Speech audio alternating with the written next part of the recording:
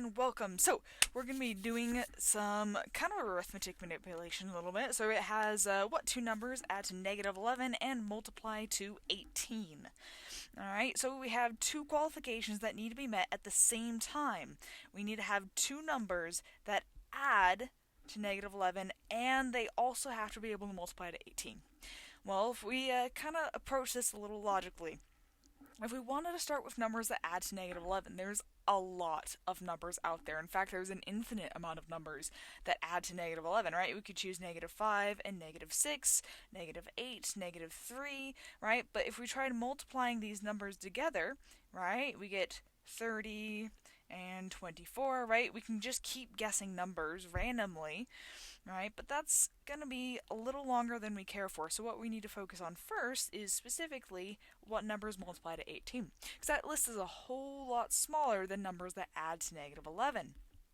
So I'd say, okay, well, let's find out what multiplies to 18. We have the obvious ones, 1 and 18.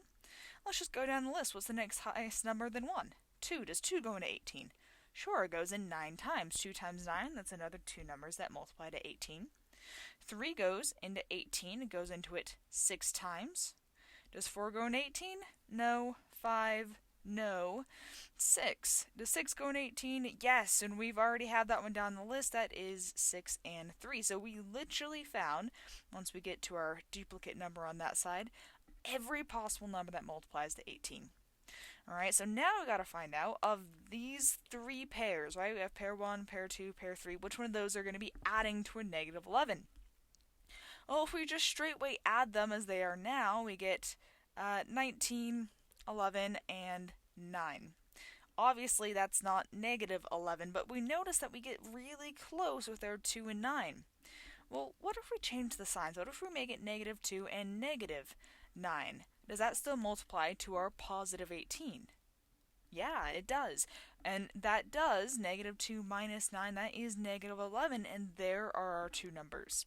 Right? So I would just work with the positives first, and then once you get a single number that works, go for it. Right? So at that point we get negative 2 and negative 9 are the numbers you're looking for.